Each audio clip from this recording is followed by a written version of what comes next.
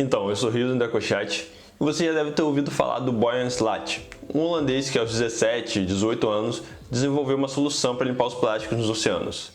Então, ele fundou a The Ocean Cleanup e recentemente eles divulgaram uma novidade.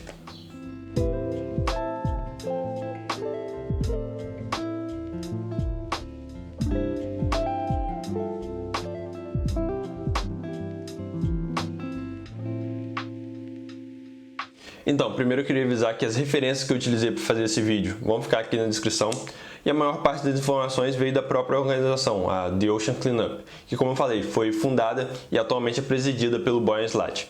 E essa organização ela busca justamente desenvolver soluções tecnológicas para combater o plástico nos oceanos. E eles buscam coletar esses resíduos e dar a destinação correta para eles. A meta é retirar 90% dos resíduos plásticos nos oceanos. E para fazer isso precisam ser resolvidas duas questões. Uma é o nosso legado de plástico, é o plástico que já está no oceano, que precisa ser limpo e que eles já estão desenvolvendo a tecnologia para limpar os oceanos. E a outra questão é o plástico que está chegando no oceano o tempo todo. Então é necessário fechar essa torneira para que o oceano seja definitivamente limpo. E de onde vem esse plástico, esses resíduos? Então, a maior parte chega aos oceanos através dos rios.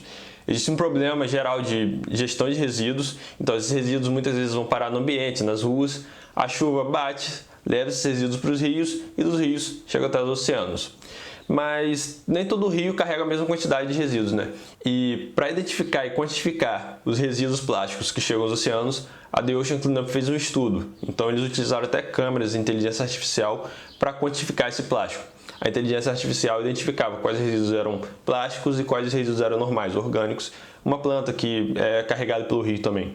Então, com esse estudo, eles criaram um modelo global de como é essa dinâmica do plástico no planeta. E eles identificaram que de 100 mil rios, 1.000 rios são responsáveis por 80% de toda a poluição plástica nos oceanos. Sabendo disso, eles desenvolveram o Interceptor, que é um barco do tipo catamarã. Ele possui 2 cascos. E ele é colocado no rio, utiliza o próprio fluxo do rio para coletar esse lixo. Ele pode ser colocado de 2 formas, que é com uma barreira só ou com 2 barreiras. Com uma barreira ele é colocado geralmente quando ele está localizado numa curva, então os resíduos tendem a passar só de um lado, então essa única barreira ela direciona os resíduos para a boca do Interceptor. Com 2 barreiras, por exemplo, eles usam numa reta do rio. Os resíduos tendem a passar por toda a largura do rio, então uma barreira direciona para um lado e a outra direciona para a boca do Interceptor. De uma forma ou de outra, ele não impede a navegação no rio. E quando esse resíduo chega na boca do Interceptor, ele encontra uma esteira. Uma esteira permeável e possui alguns ressaltos. Então ela está rolando e leva esses resíduos para cima. Quando chega lá em cima, eles despencam em uma bandeja. Essa bandeja vai enchendo e quando ela fica cheia, ela direciona a um depósito que esteja vazio lá dentro. E quando todos esses depósitos estão cheios, ele manda uma mensagem para algum responsável local e essa pessoa vai lá e coleta esses recipientes e coloca recipientes vazios. E nessa dinâmica aí, nesse funcionamento dele, ele consegue tirar até 50 mil quilos de plásticos, de resíduos no geral, né? Porque ele não coleta só plástico. 50 mil quilos de resíduos por dia. E o Interceptor também possui outras características interessantes. Ele é 100% movido a energia solar. Ele possui painéis fotovoltaicos no topo e possui baterias. Então eles alimentam 100% do tempo com energia renovável. Ele também é autônomo, ele foi feito para ser facilmente operado.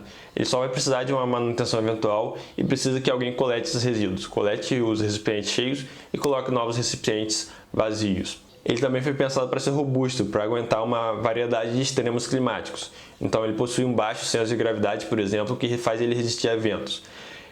Foi informado que ele tem uma vida útil de até 20 anos. E ele foi pensado como uma solução escalável. Como eu disse, são 1.000 rios responsáveis por 80% da poluição.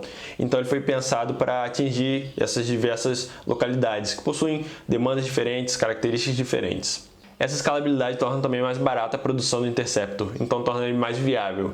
E outra informação dada por eles foi que é mais interessante investir no Interceptor do que deixar o rio fluindo normalmente. Por quê? O plástico traz prejuízos para pesca, para o turismo, então o investimento feito no Interceptor daria um retorno ao longo do tempo. A meta deles, com todo esse esforço feito para desenvolver o Interceptor, é atingir todos esses 1.000 rios em 5 anos. Eles já estão operando na Indonésia, na Malásia e estavam para operar no Vietnã e na República Dominicana. É importante destacar que o Interceptor e soluções semelhantes não resolvem tudo. Não era nem para o resíduo ter parado no rio para começar a conversa. Ele só parou lá porque existe um problema de gestão de resíduos e esse problema atinge todo mundo. Então, esses resíduos, antes de parar no rio, era melhor que ele fosse parar no aterro sanitário. E aqui no Brasil a gente tem um déficit de aterro sanitário. Existem muitos lixões ainda operando aqui no Brasil. Melhor do que parar no aterro sanitário é ser reciclado, mas também existem falhas na reciclagem. Menos de 10% de todo o plástico no mundo já foi reciclado. Melhor do que ser reciclado é que seja reutilizado. A gente tem o exemplo das garrafas retornáveis, né? Você usa o conteúdo e devolve a garrafa. Você reutilizar é melhor porque na reciclagem você precisa utilizar energia e às vezes até mais matéria, mais material para produzir novamente. Então a reutilização é mais importante do que a reciclagem. E melhor do que reutilizar é reduzir. A gente tem um exemplo aqui no Rio das sacolas plásticas, né, que teve a lei das sacolas e em cerca de 6 meses foram reduzidos em 1 bilhão o número de sacolas plásticas. Então era um resíduo banal que a gente utilizava constantemente, que não precisava ser utilizado. Ele foi reposto por caixas de papelão e por sacolas retornáveis, que são reutilizáveis. Mas enquanto esses 3 R's não funcionam totalmente, o Interceptor serve como uma rede de segurança, impedindo que esses resíduos vão parar no oceano e que causem mais danos e prejuízos por lá. E o Interceptor não é só interessante por conta da remoção desses resíduos, e é por isso que eu fiz esse vídeo. Ele é interessante também por conta de todo o trabalho envolvido no seu desenvolvimento. Teve um estudo para entender como é essa dinâmica de plástico ao redor do mundo e só isso já daria um vídeo bem interessante. O Interceptor também foi pensado para ser escalável, para atingir esses diversos pontos e realmente combater a poluição plástica ao redor do mundo. E ele também foi pensado para ser viável, não só por conta dessa escalabilidade, por deixar ele mais barato, mas também porque ele é facilmente operado, ele é autônomo, só precisa de alguém para retirar os resíduos e colocar recipientes vazios. E tudo isso torna ele um projeto ambicioso e interessante para combater a poluição plástica. Por esse vídeo é isso. Quem me conhece sabe que eu gosto de falar sobre tecnologias inovadoras, como elas funcionam e como elas melhoram a nossa vida. E nesse canal já tem um vídeo sobre carros elétricos bem interessante, que eu gostei muito de fazer e também recebi um bom feedback sobre ele. Então dá uma olhada lá. Se você tem alguma tecnologia interessante que traz um benefício para o meio ambiente, que você queira que eu fale aqui no canal, deixa a sua sugestão aqui nos comentários, quem sabe eu faço um vídeo mais para frente.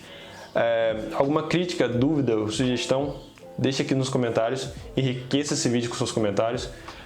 Gostou do vídeo? Curta, compartilhe com seus amigos, se inscreva no canal, ative o sininho e a gente se vê na próxima. Tchau!